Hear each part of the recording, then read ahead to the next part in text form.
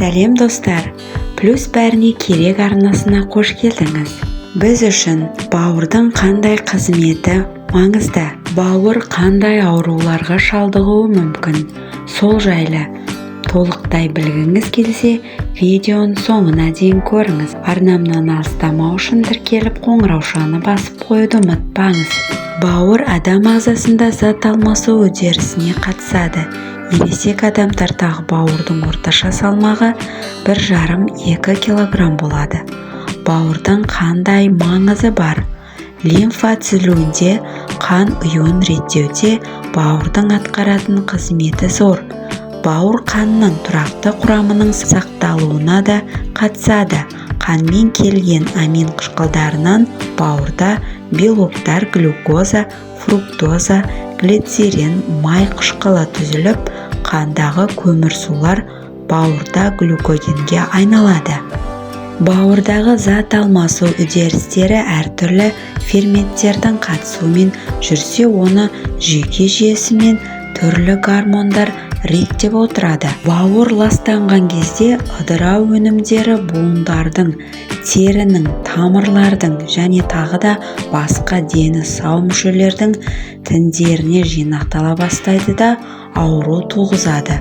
Бауырдың кез келген зақымдануы әдетте шлактардан бастап елеулі ауруларға дейін симптомдарсыз, яғни әсерсіз ағымда болады. Бауыр циррозының белгілері қандай болады десеңіз, бауырдың ісінуі тосын және созылмалы болады. Бауыр тосыннан ісінгенде, адам түшкіргенде, жөтелгенде қатты шаншып ауырады да несеп күреңдене түседі.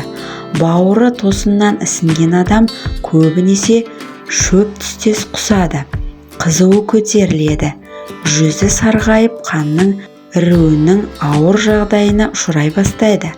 Бауырдың тосыннан ісінген кезде дәрігерге қаралу қажет. Бауыр созылмалы ісінгенде жоғарыдағы құбылыстар анағұрлым баяу, қауіп-қатері төмендеу болады.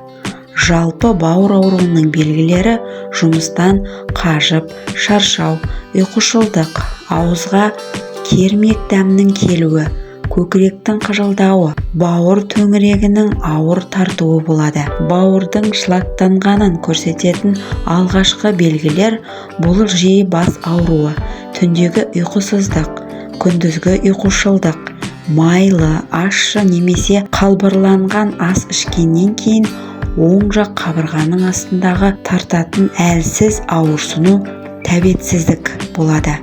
Бауыр созылмалы ісінгенде оң жақ қабырғаның астыңғы жағына қайнатылып жұмсалған картопты басқан дұрыс. Мұндай жағдайға душар болғанда майлы тағамдарды, қантты, крахмалды заттарды аз жеп, диета ұстаған дұрыс.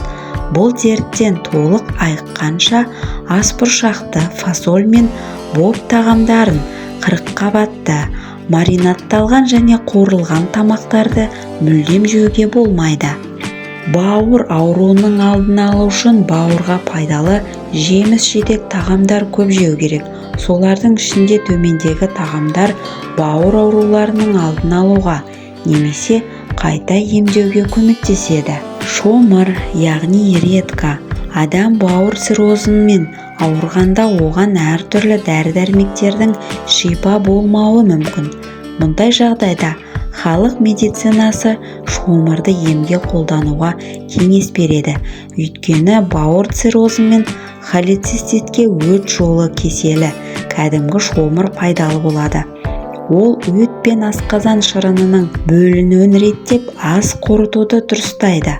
Алайда жүрегі мен ұлтабары ауырып, асқазанда жоғары қышқылдағы гастриті бар адамдарда жарасы барларға жақпайды.